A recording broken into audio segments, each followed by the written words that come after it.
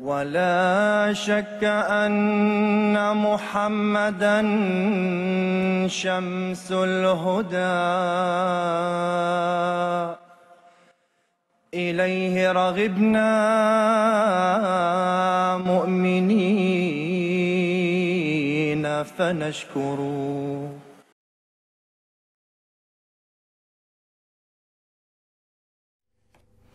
Chers téléspectateurs du monde francophone, assalamu alaikum wa rahmatullahi wa barakatuh. Vous nous retrouvez pour votre émission Horizon d'Islam sur la MTA internationale.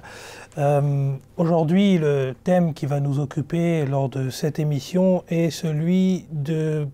On va s'attacher plutôt à répliquer à certaines critiques qui sont émises contre l'islam, puisque on a tendance à admettre de plus en plus que l'islam serait une religion qui serait incompatible avec la société moderne, ce serait une religion qui serait à dominante une idéologie politique. Certains parlent d'une complexité entre d'une part une problématique religieuse et puis d'autre part une acception plus politique, et puis enfin on dirait que l'islam veut conquérir des territoires entiers avec une politique du djihad, ou sinon que l'on veut imposer une sorte de califat politique comme on peut le voir aujourd'hui dans l'actualité. Alors peut-être pour démystifier tout ça et peut-être pour éclairer un peu autour de tous ces thèmes, on reçoit aujourd'hui deux personnes qui sont maintenant des habitués de cette émission. Tout d'abord, Nabil Ahmed Mirza Saheb, assalamu alaikum. Alors, Nabil Ahmed Mirza Saheb finit ses études à l'Institut de théologie de la communauté musulmane Ahmadiyya. Et nous avons Monsieur Ataoul Qayoum Djomoun, assalamu alaikum. Alors, Monsieur Ataoul Qayoum est un des membres éminents du bureau francophone ici à Londres. Alors, pour entrer dans le vif du sujet, on va poser une question assez intéressante, que j'adresse d'abord à mon partenaire de gauche, qui est: est-ce que l'islam est manifestement incompatible avec la démocratie? Et c'est une question qui se pose assez souvent. Donc, est-ce que vous pourriez nous éclairer?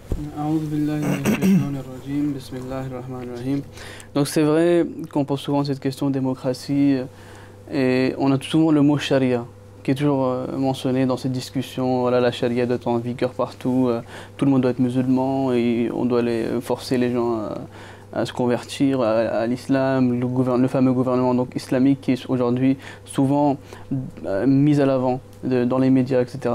Et les gens qui mettent à l'avant cela, c'est parce qu'ils ne savent pas c'est quoi la charia. La charia, c'est un terme qui veut dire la loi de Dieu. Donc ça peut être soit la Torah, soit le Coran. Mais la charia qui est tout d'abord qu'est-ce que le saint prophète sallam il a fait. Qu'est-ce qu'il a fait durant sa vie? Est-ce que voilà, est-ce qu'il a mis en place des gouvernements dans lesquels on convertit de force les autres? Le Coran, il met en place deux choses. Il dit que les gens qui vont décider, ils doivent avoir la justice absolue. Pardon, le mot en arabe c'est al-adl. Et la seconde chose c'est mashwara, c'est-à-dire la consultation. Donc ces deux choses, quand ils se regroupent, c'est là qu'on trouve vraiment c'est quoi le gouvernement islamique. Par exemple, aujourd'hui, on parle beaucoup de l'EI, du Daesh. Et voilà, on voit qui tue des chrétiens, ils vont aller forcer les gens à se convertir à l'islam, etc. Alors que quand on regarde dans l'histoire, le premier traité qui s'est fait, c'était le traité de Médine. C'est quand les musulmans ont migré à Médine. D'emblée, le saint prophète sallam, il a voulu créer de l'harmonie, la paix entre les juifs et les musulmans et les arabes non musulmans à l'époque. Et ce qui s'est passé, c'est que ces groupes, donc ces juifs et ce groupe arabe non musulman et cette minorité musulmane, a donc consenti de d'élire leur chef d'État, qui était donc le saint prophète Mohammed sallallahu alayhi wa sallam. Maintenant, qu'est-ce qui se passe? Chaque personne qui appartenant à n'importe quel groupe, par exemple juif ou musulman, il avait la liberté de soit être musulman, soit d'être juif, et il était libre de se faire juger en fonction du Saint-Coran ou en fonction de la Torah. Donc la charia, la charia c'est quoi? C'est donner la liberté aux gens de croire en ce qu'ils veulent, de ne pas les forcer. Et vraiment, on voit vraiment la liberté d'expression, la liberté de conscience, la liberté de religion que les musulmans, que le Prophète a mis en avant. Donc, on voit vraiment que l'islam et la démocratie sont parfaitement compatibles. Et donc, donne à chaque personne le droit de croire ce qu'il veut. Là pour cette réponse, et c'est vrai que cette question de démocratie et d'islam, en fait, que l'on revoit assez souvent. Les gens ont tendance à penser l'islam comme une idéologie politique. Et c'est pour ça qu'ils essayent également d'assigner à l'islam un modèle. Et aujourd'hui, le modèle qui est en vogue, c'est la démocratie. Mais, comme vous venez de le démontrer, c'est que la charia, elle recoupe deux éléments. La justice, la consultation. Bon. Et on se rend compte, en fait, que si ces deux éléments sont réunis, ça peut être une diversité incroyable de régimes politiques, sans qu'il y ait un régime politique que l'on puisse assigner à l'islam. Et donc cette comparaison, en fait, en disant, déjà, les bases du débat, lorsqu'on dit l'islam est-il compatible avec la démocratie, c'est en fait déjà colorer, c'est un peu déjà colorer le débat et dire que, au fond, c'est de la politique, donc dites-nous que c'est compatible ou pas avec la démocratie. Alors que l'islam, c'est pas une idéologie politique. Et donc, on ne peut pas raisonner comme en termes de politique. Et c'est ça, je pense, qui encore une fois, pose problème, là où ça clash avec beaucoup d'autres préceptes purement occidentaux que l'on a, ou parfois les orientaux aussi, ont ces préceptes politiques et ils n'arrivent pas à comprendre que l'islam, c'est un ensemble. C'est pas seulement un régime politique, c'est pas seulement une chose bien précise. Alors, pour continuer dans ce registre, justement, la question d'après que je vous adresse, Qayoum Saheb, c'est l'islam, c'est un régime politique ou c'est une théologie? L'islam est avant tout une religion. Si on regarde ce que le Larousse définit comme religion, eh bien, Larousse dit que la religion est décrite comme un ensemble de croyances et de dogmes définissant le rapport de l'homme avec le sacré, avec Dieu. C'est ça l'islam. L'islam n'a jamais mis de l'avant aucun régime politique. L'islam ne met pas de l'avant la monarchie ou une monarchie constitutionnelle. L'islam ne préconise pas la dictature. Comme l'a très bien dit Nabil Saheb, ce que l'islam préconise, c'est la justice en toutes choses. Comme on avait dit auparavant, le calife le répète souvent, l'islam nous demande d'être juste même à l'égard de nos ennemis. Maintenant, si on veut imposer l'islam comme une théocratie, c'est-à-dire que l'on va prendre les règles de l'islam, la base de l'islam, la charia, comme il a dit, pour gérer les affaires de l'État, eh bien cela va causer nombre de problèmes. Parce que, tout d'abord, il n'y a pas une seule communauté en islam. Il y a diverses communautés en islam, il y a diverses obédiences en islam. Chacun va interpréter l'islam à sa manière. Eh bien, un théologien va venir, il va dire que voilà, on va interpréter l'islam de telle manière, un autre va dire non, on doit l'interpréter de telle manière. Eh bien, quel islam à mettre en pratique? Quelle théologie à appliquer? Quelle interprétation à appliquer? Donc, cela cause nombre de problèmes, comme je vous dis, c'est que le Saint-Coran nous présente ce principe de base. Lorsque vous jugez parmi les hommes, de juger avec justice. Et comme il a dit, le deuxième principe que nous présente l'islam, c'est la shura, c'est-à-dire avoir une consultation, de demander toujours conseil aux autres. C'est ce que nous voyons à l'époque du saint prophète Mohammed sallallahu alayhi wa sallam. Il n'a pas imposé de dictature. Lui-même, il demandait conseil à ses compagnons, il demandait conseil à ses épouses. Donc, voilà les deux règles de base de l'islam. Ce sont deux règles intemporelles, la justice et la consultation. L'islam aussi préconise que, pour dire si l'islam est une religion, une idéologie politique ou une théocratie, eh bien, ceux qui présentent l'islam comme une théocratie, ces prétendus États islamiques où ils appliquent les règles de la charia, quelques règles de la charia, des règles qui concernent que les châtiments, par exemple le fait de trancher les mains des voleurs, de décapiter les criminels. Eh bien, si vous voulez appliquer ces lois, pourquoi ne pas appliquer les autres lois de l'islam? Pourquoi ne pas appliquer la justice que préconise l'islam. L'islam dit aussi la ikraha fid din. Pourquoi ne pas appliquer ces lois? Donc il ne faut pas regarder l'islam à travers ces vers qui sont teintés. Il faut comprendre les vraies valeurs de l'islam. L'islam est une religion et pour cela il faut se tourner encore une fois vers le saint prophète Mohammed sallallahu alayhi wa sallam. S'il a dû prendre les rênes du pouvoir, c'était parce qu'il était bien obligé de le faire, parce que la situation le demandait. Lors de son sermon d'adieu, il a dit aux hommes, à ceux qui étaient présents, « Est-ce que je ne vous ai pas transmis le message de Dieu ?»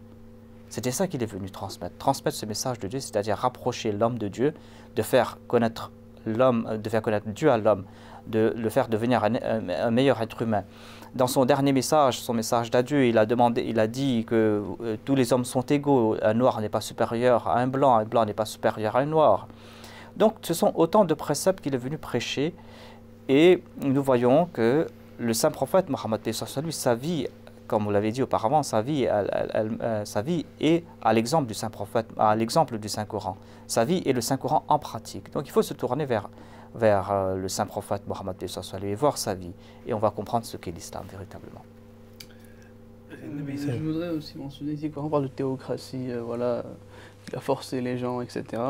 Je pense qu'il y a un très bel incident dans la vie du Saint Sallam, c'était à la conquête de la Mecque, quand il a dit « La tasriba alaykum al-yawm » à tous ces Mécois qui ont persécuté pendant 13 ans le Saint Sallam. Les compagnons du Saint Sallam, ils ont été persécutés, Bilal, on était présents à la conquête de la Mecque. Ils les ont persécutés, abattus. Qu'est-ce que le Saint Sallam, alors qu'il pouvait, s'il voulait, aller de l'avant et les tuer tous. Il dit quoi? La tasriba alaykum al-yawm, izhabu fa antum tulaka. Allez-y, vous êtes tous libres de croire ce que vous voulez. Soit musulmans, soit juifs. Donc, et là, il dit fa antum tulaka. Donc, encore une fois, si on parle de théocratie, etc., pour cet événement, il est très clair. C'est vraiment le libre choix. Chacun est libre de faire ce qu'il veut. Et c'est vraiment qu'on voit vraiment la justice et, qui est très claire ici aussi. Donc, c'est ça l'exemple du Saint Prophète sallallahu alayhi wa sallam. Et donc, si vous voulez vraiment savoir ce que le Saint, il faut lire la vie du Saint sallam et le Saint-Coran. Et c'est vrai que justement par rapport à la vie du Saint-Prophète Mohammed sallam, il faut la lire, mais il faut vraiment effectivement s'imprégner de sa vie, comprendre vraiment les différentes étapes et après lire. Tout d'abord lire le Coran, le Saint-Coran, de manière brute, tel que le texte est écrit. Ensuite, essayer de le compléter avec des éléments un peu plus biographiques du Saint-Prophète Mohammed sallam pour comprendre le contexte, etc.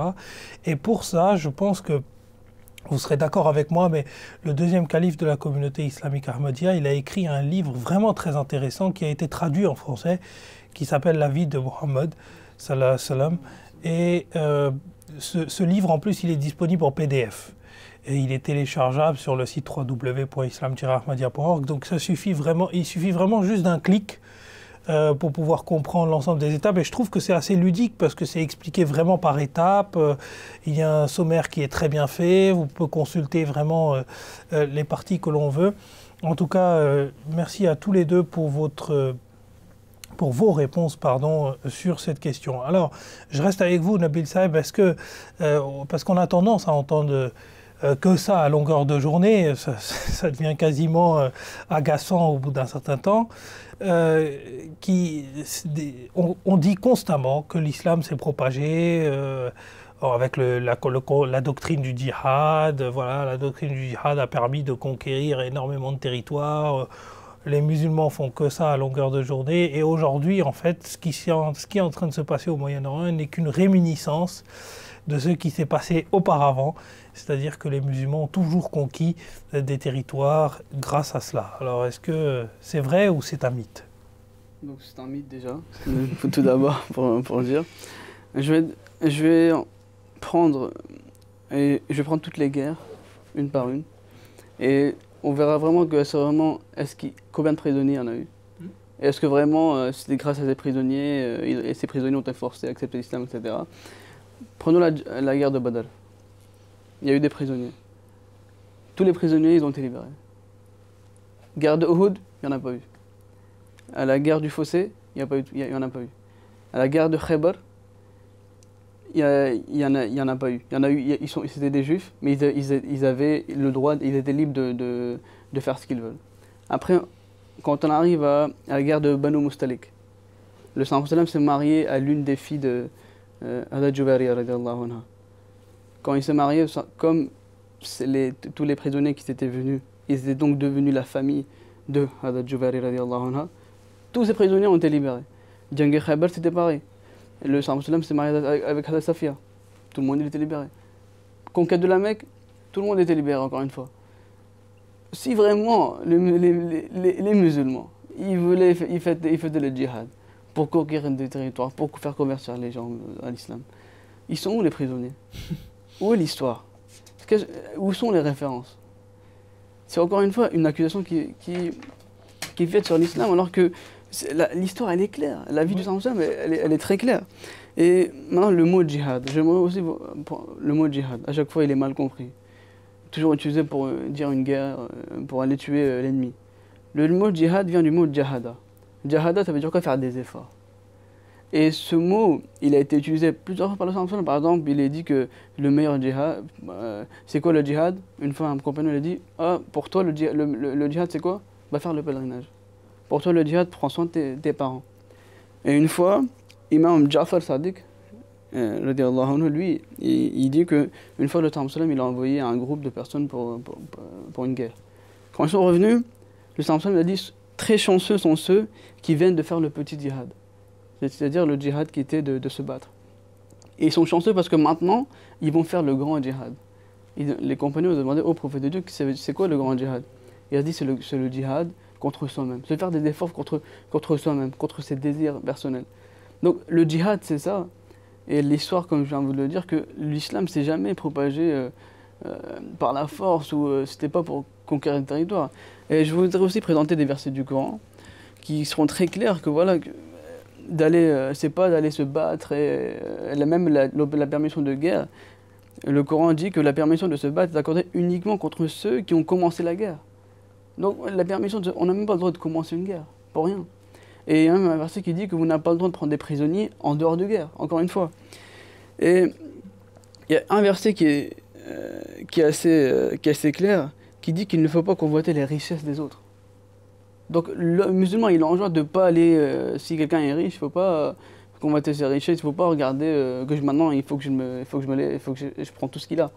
Donc c'est encore un enseignement du Coran.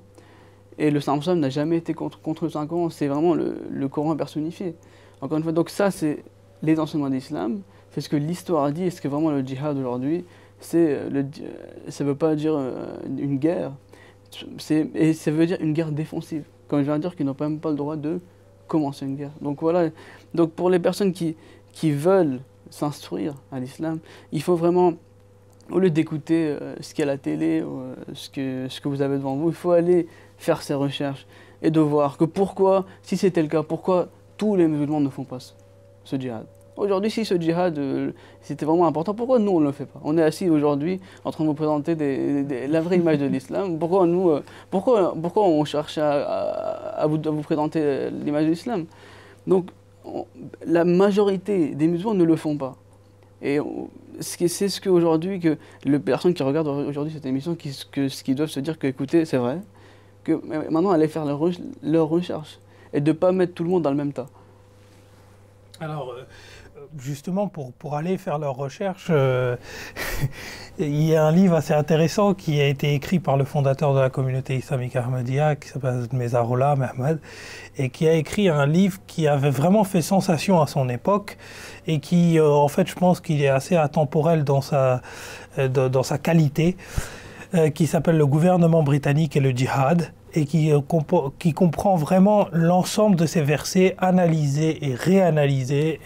Et ce livre est disponible en français. Encore une fois, c'est juste une histoire d'un petit clic, puisqu'il suffit simplement de se rendre sur le site www.islam-ahmadiyya.org et simplement de cliquer sur ouvrages et aller les télécharger. En tout cas, vous pourrez retrouver cet ouvrage sur notre site. Si vous ne le trouvez pas, vous pouvez toujours nous écrire un petit courrier électronique à l'adresse horizon@mta.tv et nous chargerons de vous l'envoyer.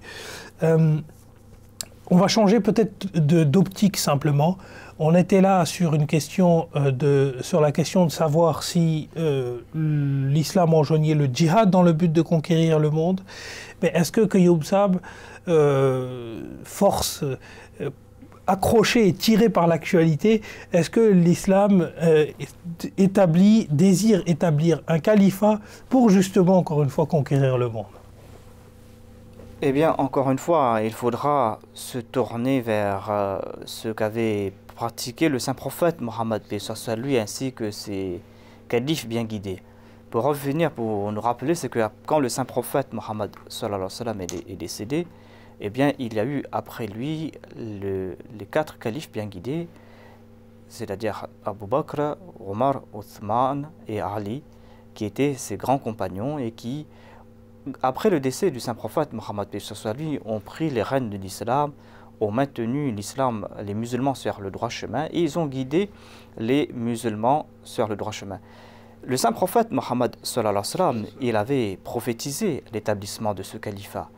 Et dans un hadith qu'on a souvent cité, que les autres aussi citent, il est dit que le saint prophète Mohammed, que il a dit que Allah va maintenir la naboua parmi vous, c'est-à-dire en tant que prophète je vais vivre parmi vous tant que Dieu désirera que je vive, ensuite je vais quitter ce monde. Je suis en train de paraphraser le hadith. Et il a dit qu'après il y aura le califat bien guidé, et ce califat bien guidé va durer tant que Dieu désirera qu'il soit là. Ensuite, il y aura des monarchies, ensuite il a parlé de monarchie tyrannique, et ensuite il a dit qu'il y aura de nouveau le califat basé sur les préceptes du prophète, al-khilafa ala minhaj nabuwa, c'est-à-dire un califat qui va suivre les voies du saint prophète Mohammed sallallahu alayhi wa sallam. Eh bien, sachez, c'est aujourd'hui, pour des mauvaises raisons qu'on est en train de parler de ce califat dans les médias, mais que le monde sache que ce califat est déjà là, ce califat est déjà présent dans l'islam, dans l'Ahmadiyya, depuis 1908, après le décès du fondateur de la communauté musulmane Ahmadiyya. Lui-même, il avait prophétisé qu'après lui, il y aura un califat. Quel sera ce but de ce califat-là? Est-ce que son but sera de convertir les gens par la force de l'épée? Eh bien non, on n'a qu'à étudier les 100 ans d'histoire de la communauté musulmane Ahmadiyya. C'est ce califat qui a duré plus de 108 ans maintenant, qui est là, qui n'a cessé de guider les musulmans ahmadis sur le droit chemin. Certes, ce califat a le but de conquérir le monde, mais de conquérir les cœurs de l'humanité. Ce califat est là pour conquérir le cœur de l'humanité, pour leur présenter ce beau message de l'islam, mais sans aucune coercition, sans forcer les gens à accepter le message de l'islam. Ce n'est pas ce pseudo-califat qui vient de la Syrie, de la Somalie ou du Nigeria, qui sont prônés par Boko Haram, Al-Shabaab ou Daesh. Ce n'est pas cela le califat. Ce califat-là, le vrai califat, était promis à ceux qui croient en Dieu et qui accomplissent de bonnes œuvres, tout comme il a été dit dans la sourate An-Nur. Oui, c'est vrai que ce parallèle est assez intéressant. C'est-à-dire qu'on a une tendance à parler de ce califat qui est complètement violent, etc. Si on peut parler de califat, hein, bien entendu. Hein. Mais on ne voit pas ce califat-là, qui est le califat de la communauté islamique Ahmadiyya, qui est présent et qui n'arrête pas de rappeler dans différentes... Tu sais, on a les discours du calife, on a les sermons du calife, on a les discours qu'il donne lors des grandes occasions, lors des conférences annuelles. On a tellement de discours. Et pourtant, ce qui est dommage, c'est que la presse ne prend pas le temps, peut-être de couvrir beaucoup plus que ça ne devrait être ce califat-là. En tout cas, ce que l'on peut faire, c'est inviter nos téléspectateurs français à aller lire, par exemple, l'ouvrage « La crise mondiale et le chemin vers la paix », qui sont un condensé des discours du 5e calife Hazrat Mirza Masroor Ahmad, que Dieu soit son aide. Et ils y trouveront l'ensemble, en fait, des discours qui ont été délivrés dans différentes grandes enceintes internationales. Ou sinon, vous pouvez également vous connecter sur le site internet www.mta.tv et je pense que vous pouvez avoir la traduction en live des sermons en français et donc vous pouvez avoir cet accès à l'information, en tout cas se fait de plus en plus petit et donc franchement les téléspectateurs ne devraient pas avoir de problème à retrouver cela. Et si vous voulez voir une image d'un califat, d'un vrai califat, je ne peux que vous appeler en fait, à aller voir ces différents éléments d'information que l'on vous a donnés. Alors, on va prendre la question d'après que j'adresse à M. Nabil Saheb, qui concerne en fait toujours le même domaine. Hein. On est toujours encore sous ces histoires de sanctions et d'islam, de soumission et d'islam. Alors, est-ce que l'islam sanctionne ou encourage la violence? Donc, je vais me diriger vers le Saint-Coran et je vais vous présenter quelques versets qui sont très clairs sur ce sujet. Donc Dieu déclare « Kulu washrabu min rizqillahi wa la ta'saw fil ardi mufsidin ». La traduction est « Mangez et buvez de la provision d'Allah et ne commettez pas d'iniquité sur terre comme des fauteurs de désordre ». Chapitre 2, verset 61. Ensuite Dieu déclare « Wa yas'auna fil ardi fasadan wallahu la yuhibbul mufsidin ».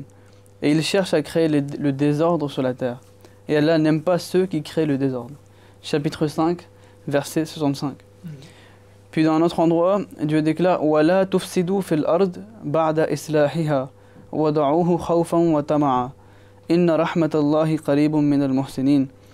Et ne fomentez pas le désordre sur la terre après qu'elle aura été mise en ordre, et invoquez-le avec crainte et espoir. Assurément la miséricorde d'Allah est proche de ceux qui font le bien. Puis le dernier verset que je voudrais présenter. وَلَا تُفْسِدُوا فِي الْأَرْضِ بَعْدَ إِصْلَاحِهَا ذَلِكُمْ خَيْرٌ لَكُمْ إِن كُنتُم مُؤْمِنِينَ. Et ne répandez pas le désordre sur la terre après que l'ordre y ait été rétabli. Cela vaut mieux pour vous si vous êtes des croyants. Donc ces versets sont assez clairs que l'islam n'est pas pour la violence. Et on voit à travers la vie du Saint-Prophète sallam également que de toute façon, tout ce qu'on a discuté aujourd'hui dans ce programme, que voilà, le Saint-Prophète sallam, comme il est mentionné dans le Saint-Coran comme Rahmatul lil alamin, que c'est une grâce pour l'humanité entière. Et il est venu afin de propager l'islam, le message de paix et d'harmonie. Et ces versets sont donc assez clairs et je pense pas que j'ai besoin d'ajouter quoi que ce soit. Ces versets sont très clairs que Dieu lui-même n'aime pas le désordre, n'aime pas propager la violence. Et donc nous, en tant que croyants musulmans, on devrait suivre ce que le Coran déclare et c'est ce que le Saint-Prophète sallam a fait durant toute sa vie.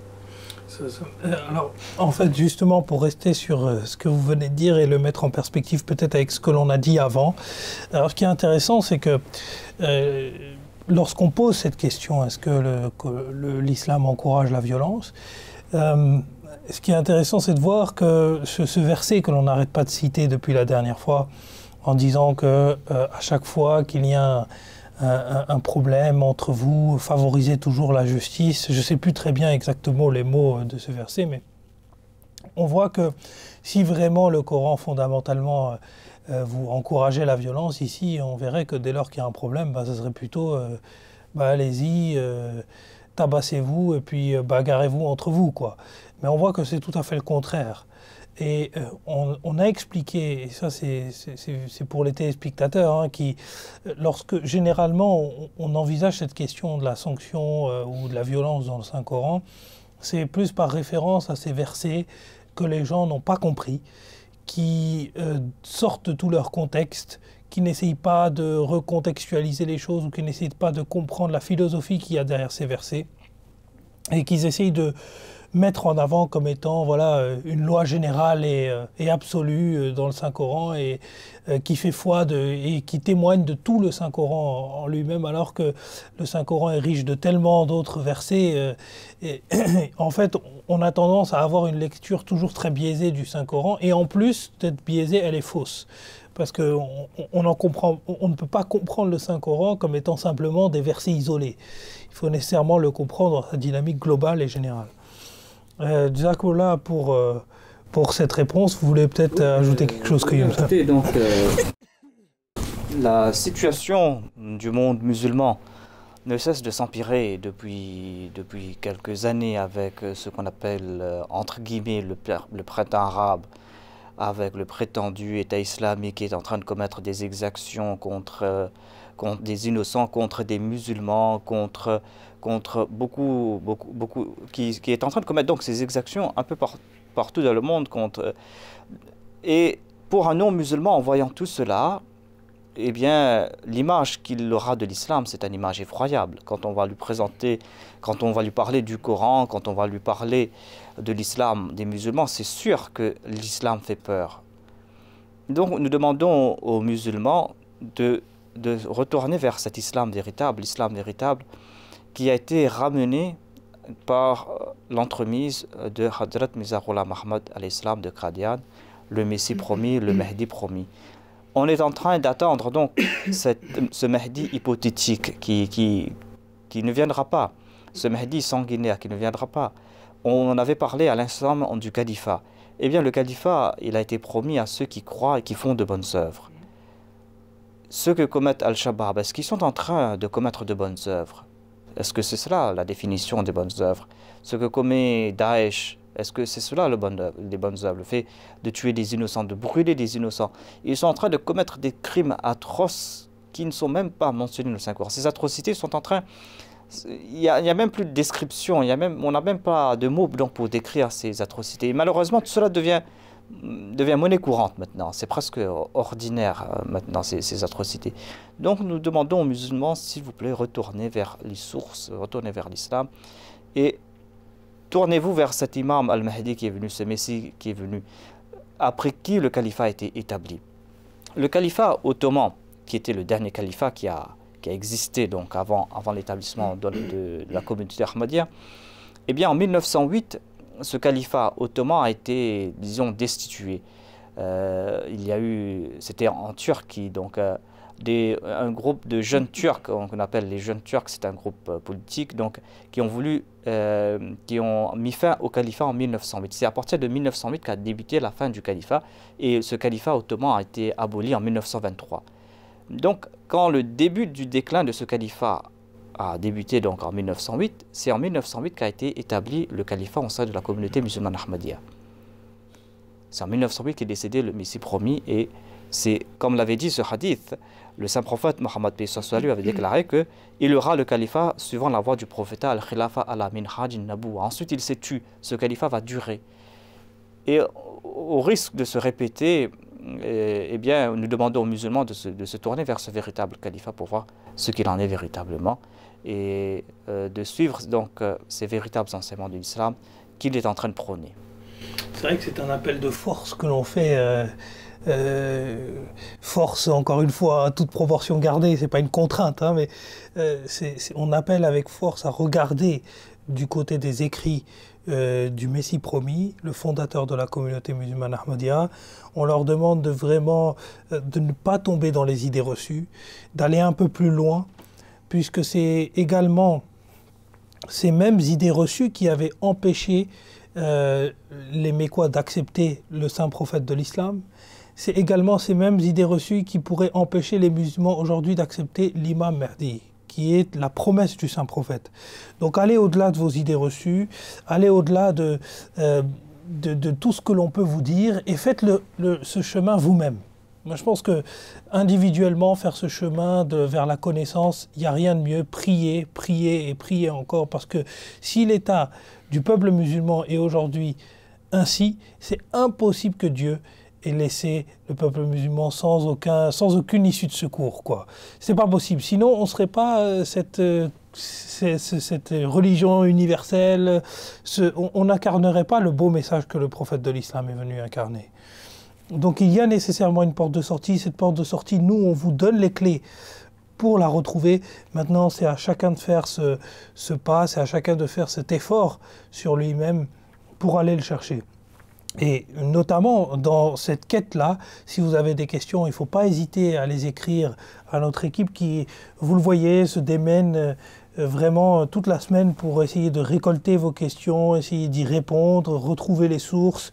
Donc n'hésitez vraiment pas à leur écrire, ils se feront une joie de vous répondre. Et pour rester justement sur les questions des téléspectateurs, et justement pour rester sur le fondateur de la communauté musulmane ahmadiyya, Hazrat Mirza Ghulam Ahmad alayhi salam, eh bien, il y a beaucoup de gens, parce que voilà, le Messie promis est venu, il a eu certaines revendications. D'abord, il s'est proclamé être celui qui reçoit la révélation. On avait vu ça aussi lors de nos précédentes émissions. Après, il a proclamé être Jésus, fils de Marie. Ensuite, il a proclamé être un prophète de Dieu. Maintenant, certains disent que, alors je ne sais moi-même pas pour le coup ce qu'il faut en penser, mais certains disent qu'il y a une différence entre la notion de Nabi et la notion de Rasoul. La notion de Nabi voudrait dire que c'est le prophétat, la notion de Rasoul voudrait dire que c'est un messager, celui qui apporte ou accomplit un message. Est-ce qu'il y a vraiment une différence entre les deux? Et si Hazrat Mirza Ghulam Ahmad était une figure, est-ce qu'il était Nabi, est-ce qu'il était Rasoul ou est-ce qu'il était les deux? Est-ce que peut-être, c'est une question ouverte. Hein, Tout d'abord, c'est vrai que quand le Messie s'est proclamé en prophète, il y a beaucoup de groupes qui ont commencé à dire que les Ahmadis disent que Rasoul et Nabi sont deux mots différents et que, comme le verset qui dit que Khatamun Nabiyyin, que c'est comme, donc eux ils traduisent comme le dernier des prophètes, donc ils disent que les Ahmadis disent qu'il n'est pas Nabi mais qu'il est Rasoul. D'accord, donc ils disent qu'il est Rasoul, c'est pour ça ils disent que le Messie il est Rasoul, mais Khatamun Nabiyyin ça veut dire dernier des Nabis. Et c'est pour ça qu'ils nous mettent ça sur le dos, que les Ahmadis disent que Ahmadi et Rasoul c'est deux mots différents. Alors que le Saint-Coran il est assez clair. Par exemple, Nabi, il vient du mot Naba'un. Naba'un ça veut dire information. Nabiun c'est celui qui reçoit de l'information vers Dieu et celui qui la propage. Maintenant, qu'est-ce que Dieu dit dans le Coran par rapport à Rasoul? Il dit La yuzhiru ala ghaybihi ahadan illa man irtada min ar-rasoul. Que Dieu ne transmet pas son information de l'invisible, sauf au Rasoul. Ça veut dire que Nabiyun, qui veut dire prendre de l'information et de la diffuser aux gens, c'est synonyme de Rasoul. C'est la même chose. Donc, la yuzhiru ala ghaybihi, ça veut dire donner de l'information en grande quantité. Et il a donné à qui Dieu? À Rasoul. Donc le mot Rasoul et Nabi sont deux mots différents, sont deux mots qui ont la même signification, mais c'est par exemple, on va dire qu'une personne peut être père, mais c'est aussi le fils de son père, mais ce sera le même mot, et ce sera la même personne. Donc c'est deux travaux différents, mais c'est la même signification. Nabi et prophète, c'est deux mots qui veulent dire la même chose, la même personne. C'est comme colère et énervement, on pourrait dire, c'est deux mots différents pour s'y décrire une seule et même situation, quoi. Donc le Messie c'est un Nabi et c'est un Rasoul également. Donc il n'y a pas de différence. C'est pas sur la question n'est pas nous les Ahmadis, on n'a pas de différence sur ce sujet-là. Nabi et Rasoul. Par exemple, il y a même des prophètes qui sont appelés dans le Coran Rasoul et Nabiya. Les deux mots ont été utilisés pour les mêmes prophètes également. Donc voilà, ces mots sont utilisés et ils veulent dire la même chose. Il n'y a pas de différence. Le Messie et Nabi et Rasoul également. Oui. Et le Messie promis à l'Islam, pour lui-même, il avait hésité de se dire Nabi ou Rasoul au tout début en raison de la définition que se disaient les musulmans, une définition un peu erronée. Il pensait que si quelqu'un se dit Nabi ou Rasoul, eh bien, il va briser ce sceau du prophétat, du saint prophète Mohammed lui. Eh bien, il a expliqué très clairement. Tout d'abord, quand il s'est proclamé Messie et Mahdi, il a reçu ce titre de Messie et de Mahdi. Eh bien, le saint prophète Mohammed lui-même avait dit que quand ce Messie viendra, il sera un Nabiullah, un prophète d'Allah. Il avait dit à maintes reprises, dans un même hadith, il avait dit à plusieurs reprises que ce Messie qui viendra, il sera un Nabiullah. Le Messie promis à l'Islam, Mirza Ghulam Ahmad de Qadian, il a dit que je porte ce titre de Nabi et de Rasoul tout simplement parce que je converse avec Dieu. Lorsque cette conversation, ce dialogue avec Dieu atteint un certain seuil, eh bien c'est là que Dieu confère ce titre de Nabi ou de Rasoul. Il a dit, étant donné que Dieu m'a conféré ce titre, eh bien je ne pourrai pas le cacher. Je dois le montrer au monde, même si les gens vont se soulever contre moi.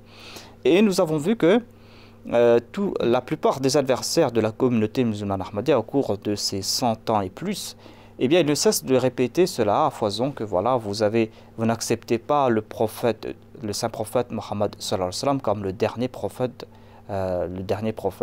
vous ne cessez vous avez accepté quelqu'un d'autre. C'est ce qu'on voit partout, et on dit que vous n'êtes pas musulman parce que vous acceptez un autre prophète, vous n'avez pas accepté le saint prophète Mohammed lui. Eh bien, soyons clairs que nous avons accepté le saint prophète Mohammed lui comme le sceau des prophètes. Et ensuite, ce qu'avait dit Mizarullah Mahmoud al-Islam, lui-même il avait dit à maintes reprises que moi, tout ce que j'ai reçu par l'entremise de mon maître, le saint prophète Mohammed sallallahu alayhi wa sallam. Je n'ai pas venu ajouter quelque chose ou retirer quelque chose, je suis venu tout simplement parachever la transmission du message du saint prophète Mohammed, que ce soit lui. Parce que le saint prophète, il a porté le dernier livre de loi.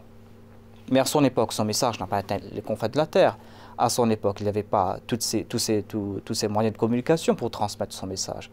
Mais cette tâche était dévolue au Messie promis, à celui qui allait venir dans les derniers temps, quand tous les moyens seraient là. Et quand nous avons vu, quand Hazrat Mizarullah Muhammad s'est proclamé Messie, eh bien, les nouveaux moyens de communication étaient là. Il y avait le télégraphe, il y avait les journaux qui ont commencé à se répandre.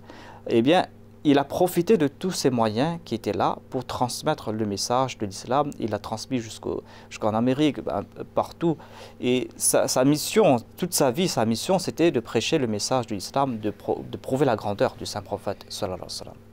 Ça me rappelle une sous-question que souvent des Ahmadis nous envoient dans la figure. Ils disent, oui, mais regardez, les non-Ahmadis, pardon, nous envoient dans la figure. Ils nous disent, oui, mais regardez, tous les moyens de communication se sont développés, où est passé le Messie, etc., etc.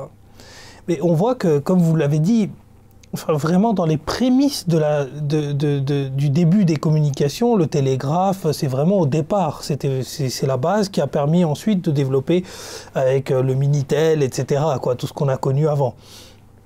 Mais on voit que Dieu l'a envoyé vraiment au tout départ. Parce qu'il y avait vraiment un besoin. Et Dieu ne laisse jamais sa créature. C'est une preuve manifeste que Dieu, il veut vraiment le bien pour sa créature, quoi. Il veut vraiment la guider. Et il veut tellement la guider qu'il l'envoie tout au départ. Parce qu'on aurait pu attendre, on aurait pu avoir un Messie, je ne sais pas moi, un peu plus tard dans le temps. Mais on l'a eu vraiment tout au départ. Et ça montre qu'il est impossible de soutenir aujourd'hui que la communauté du saint prophète Mohammed sallallahu alayhi wa sallam, ceux qui croient sincèrement au saint prophète Mohammed sallallahu alayhi wa sallam, ils ne soient pas guidés vers son Messie qui est venu, comme vous dites, parachever son message. C'est-à-dire que là, pour cette clarification, et donc c'était assez intéressant comme ça, on voit clairement ce qu'il en est de ce petit débat, mais bien entendu, il faut, je pense, compléter la réponse que l'on a apportée à cette question avec les émissions que l'on a fait précédemment sur le Messie promis, sur le Saint Prophète et sur comment on articule en fait ces deux personnages historiques étant attendus dans l'islam.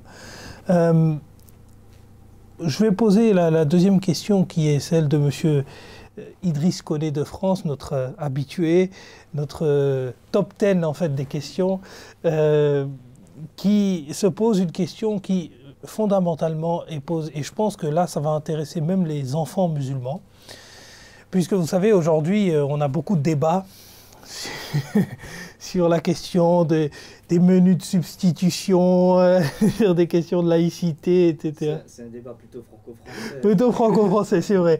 Mais, mais c'est vrai que quand j'étais jeune, par exemple à l'école, on nous posait souvent cette question. Peut-être que l'on est en majorité français ici, donc... on nous posait souvent cette question, mais pourquoi tu manges pas de porc? Pourquoi vous mangez pas de porc? C'est tellement bon le saucisson, etc. Bon, on a entendu ça des milliers et des milliers de fois. Peut-être pour les jeunes, ceux qui nous écoutent, et je sais qu'il y en a pas mal, éclaircissons une bonne fois pour tous ce débat. Pourquoi il est interdit de manger du porc en islam? Tout d'abord, j'aimerais vraiment dire que Dieu, il est rempli de sagesse. Il sait pourquoi, quand il interdit quelque chose, il y a une grande raison derrière. Et l'islam, c'est une religion qui prouve tout par la logique. Maintenant, pour le porc. Quand on parle du porc, il faut savoir que le système digestif du porc, il est extrêmement rapide et pauvre. Et le porc digère en seulement 4 heures et n'a qu'un seul estomac.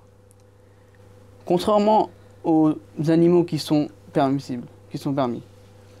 Par exemple, on regarde la vache. La vache, elle digère en 24 heures et elle a 4 estomacs. Maintenant, ce qui se passe, c'est que le porc, il mange quoi? Il mange des animaux morts, ses excréments, etc. Et ce qui se passe, c'est que comme son système digestif est si rapide, ce qui se passe, c'est qu'il y a des toxines. Et ces toxines, ils restent dans son corps. Parce que son système digestif, il n'a qu'un estomac, il digère très rapidement, et il y a des toxines qui restent dans son corps. Et ce qui se passe, il se transforme en graisse. Et après, la viande qu'on mange, ils contiennent toutes ces maladies, toutes ces bactéries, etc. Et on les mange. Par rapport à la vache, comme elle a un système digestif qui prend 24 heures, donc son système digestif prend le 24 heures, il supprime toutes ces bactéries. Et encore une fois, la vache, elle mange quoi? Elle mange de l'herbe, ce qui est frais. Ou elle mange pas de tout ce qui est n'importe quoi. Mais le porc, il mange n'importe quoi. Et son système digestif, encore une fois, il est très lent, et il est très rapide et très pauvre. Et donc, il y a beaucoup de toxines, et il y a beaucoup de bactéries qui restent à l'intérieur. Et après, deuxièmement, ce que je voudrais dire aussi, que c'est prouvé par la science que tout ce qu'on mange, il a un effet sur nous. Maintenant, le porc, ce qui se passe, c'est un animal qui est homosexuel, qui a des tendances à aller vers le même sexe. Et ce qui se passe, c'est que plus on en mange, on arrive aussi à avoir en nous ces habitudes. Et c'est ce qui se passe aujourd'hui à travers l'Europe. On est vraiment clair que cette indécence, elle est en train de se répandre à une vitesse assez extraordinaire. C'est que les gens, ils ne comprennent même plus pourquoi, c'est quoi le problème dans ce truc-là, dans ce phénomène-là. Mais c'est clair que le porc, il a ce caractéristique en lui. Par exemple, il mange ses petits.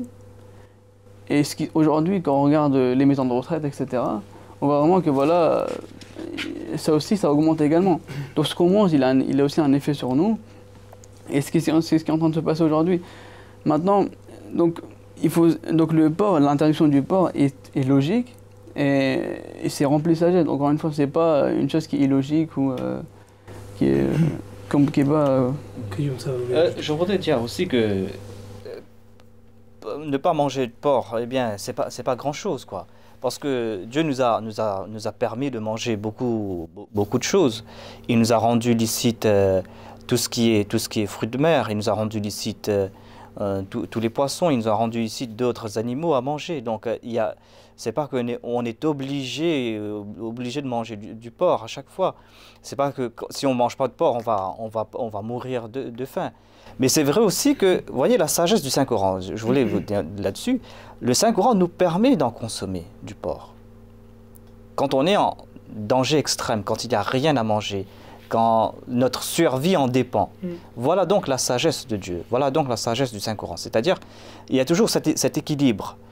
C'est vrai que Dieu nous interdit quelque chose pour nous éprouver aussi, pour voir si est-ce qu'on est obéissant vers lui. Mais dans ce verset du Saint-Coran, dans le verset 174 du chapitre 2 du Saint-Coran, eh bien, Allah déclare que « Mais pour celui qui sera contraint par la nécessité, n'étant pas désobéissant et ne dépassant pas les limites, eh bien, ce ne sera pas un péché pour lui. » C'est-à-dire que de consommer ce qui a été interdit par les aliments. Les aliments qui sont interdits, ce ne sont pas seulement le porc, mais il y a aussi tout animal qui est décédé, qui est mort de mort naturelle, un animal qui a été tué qui est mort d'un coup, donc qui est tombé, qui a reçu un coup, qui est mort d'un coup qu'il a reçu sur la tête. Donc il y a toutes ces interdictions alimentaires en islam, mais Dieu nous donne la permission aussi d'en consommer quand on est vraiment dans un état de survie. Donc c'est une interdiction de raison, hein, plus qu'une interdiction générale et totalement d'accord. Alors, Zakoula, pour ces réponses combinées, je pense qu'on a à peu près brossé les raisons pour lesquelles le porc est interdit, mais moi je sais que c'est vrai que le porc est un animal beaucoup plus sale que les autres, et il y a maintes et maintes aujourd'hui documentaires qui sont réalisés. Enfin, c'est vrai que ce qui est applicable pour le porc dans l'industrie aujourd'hui, on va dire de la viande, etc. Pour l'heure, je parle d'un contexte purement européen et occidental, comme il y a des productions en masse qui doivent être réalisées pour satisfaire la demande de consommation des personnes. Je sais que dans l'industrie de ce que l'on appelle le halal, il y a également des problèmes de redistribution de la viande, etc., ou de la manière dont c'est fait. Mais en tout cas, concernant la viande porcine, c'est vrai que c'est une viande c'est un animal qui se roule dans la boue, qui mange ses propres enfants, qui est sale, qui est prêt d'ailleurs à tout manger lorsqu'il a faim. C'est-à-dire il est totalement déraisonné quoi, dès qu'il a faim, alors que les autres viandes sont beaucoup moins, comme vous l'avez dit, hein, sont beaucoup moins sales au sens bactériologique peut-être du terme. Mais ça mériterait que des biologistes de la communauté musulmane ahmadiyya se penchent sur le sujet, mais je pense qu'il doit y avoir déjà quelques documents de travail. En tout cas, si vous avez besoin de plus d'informations sur le sujet, n'hésitez pas à nous écrire. Nous ferons une joie de vous répondre. Peut-être pourrait-on reprendre, étant donné qu'il nous reste un peu de temps, la question de monsieur Ait Mehdi Atman, qui est un ami de Grenoble, que l'on avait salué la dernière fois et que l'on n'avait pas eu l'occasion de reprendre sa question, qui était sur la signification des ailes qu'ont les anges dans le Saint-Coran, et la référence est faite au chapitre 35, verset 2. Eh bien, c'est dans ce verset, Allah déclare Alhamdulillah fatir as-samawati wal ard, ja'il al-mala'ikati rusulan uli ajniha mathna wa thulatha wa ruba. C'est-à-dire, toutes les louanges appartiennent à Allah, le créateur des cieux et de la terre, qui désigne les anges comme messagers, dotés d'ailes 2 ou 3 ou 4. C'est-à-dire, Allah dit que certains anges ont 2 ailes, ont 3 ailes ou ont 4 ailes. Le terme janah signifie aile, signifie protection, signifie pouvoir. Voilà les sens, les déclinaisons donc, de ce terme.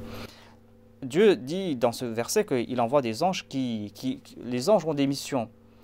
Et ces anges ont pour mission, certains pour transmettre le message de Dieu, et certains ont pour mission donc de manifester les attributs de Dieu. Et ici, les ailes signifient les attributs divins. C'est-à-dire certains peuvent manifester un attribut, 2 attributs, 2 ou 3 ou 4. Donc ils peuvent manifester différents attributs divins selon leur rang qu'ils ont. Il y a certains anges qui ont pour responsabilité de gérer les affaires de la nature. Il y a certains anges, comme le plus grand des anges, l'ange Gabriel, qui a pour mission de transmettre le message de Dieu à ses prophètes. Donc ces anges-là, les anges aussi ont leur grade, leur statut. Et c'est pour cette raison que Dieu a mentionné que voilà, certains ont 2 ailes, 3 ailes ou 4, c'est-à-dire certains ont plusieurs pouvoirs, plusieurs attributs, ils peuvent les manifester de différentes manières. Là, je pense que Ait Mehdi Atman sera très content de cette réponse, cette signification. Voilà, tous les deux pour ces réponses et l'ensemble des thèmes que l'on a abordés. Et je vous dis à très bientôt hein, dans cette émission. De toute façon, on sait qu'on aura l'occasion de vous revoir. Pour ce qui est de la conclusion de cette émission, on va passer un clip en fait du discours du calife de l'Ahmadiyya, qui est le calife de l'islam, Hazrat Mirza Masroor Ahmad, que Dieu soit son aide, du colloque pour la paix de 2015. Et en fait, ça résume assez bien l'ensemble des thèmes que l'on a abordés, c'est-à-dire la réplique au fait que l'islam ne pourrait pas affronter la modernité, au fait que l'islam serait une religion guerrière, au fait que l'islam serait une religion politique. Mais tout en gardant à l'esprit que les musulmans, je pense qu'un de nos invités l'a très bien rappelé aujourd'hui, les musulmans doivent nécessairement, pour pouvoir affronter la modernité, pour pouvoir se rendre compte que l'islam n'est pas une religion guerrière, pour pouvoir se rendre compte que l'islam ne tourne pas autour de la politique, accepter le message de l'imam Mahdi qui n'est d'autre et qui ne peut pas être d'autre que Hazrat Mirza Ghulam Ahmad alayhi salam. Et je pense qu'on va se fatiguer à chercher à droite, à gauche, cette figure emblématique de l'islam. Et il ne faut pas oublier que c'est une figure historique qu'il faut accepter, puisque c'est un devoir que nous a imposé le saint prophète Mohammed sallallahu alayhi wa sallam. Donc nous ne pouvons qu'espérer, nous ne pouvons que prier, et nous vous encourageons à également prier pour la situation des musulmans dans le monde. En tout cas, c'est ce que le calife de l'islam nous appelle à faire, et nous nous acharnerons et nous continuerons à le faire, et nous espérons vraiment compter de nombreuses personnes qui se tourneront vers la vraie figure de l'islam, la vraie figure qui était censée venir apporter une renaissance de l'islam qui n'est d'autre que le Messie promis, alayhi salam.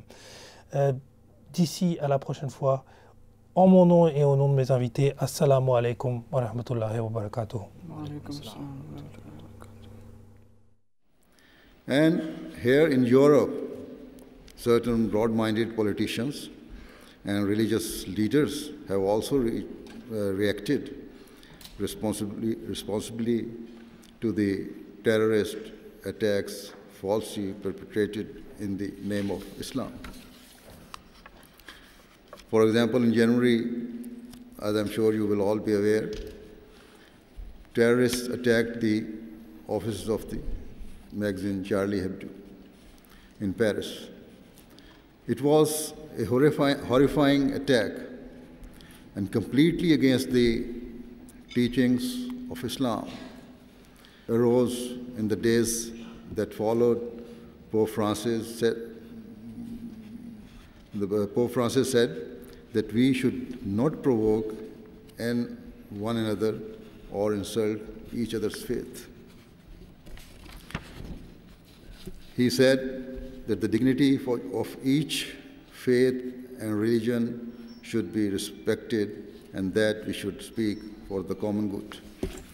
He very rightly said, as has been said by, let it be absolutely clear that wherever and whenever anyone seeks to justify their hate-filled atrocities or injustices in the name of Islam, they should be condemned. Let it also be very clear that such acts have no relation whatsoever to the true and peaceful teachings of Islam. As I alluded to community, we, the Ahmadiyya Muslim community, have no power or worldly influence. Our objectives are purely spiritual, and so we do not seek power or government. We have no political ambitions or objectives.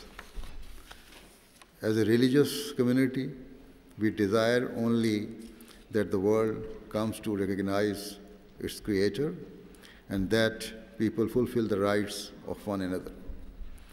To fulfill these twin objectives, we make every possible effort in all parts of the world. We seek to inform others that Islam's teachings have no link with the violence and disorder witnessed in the world. And so I shall now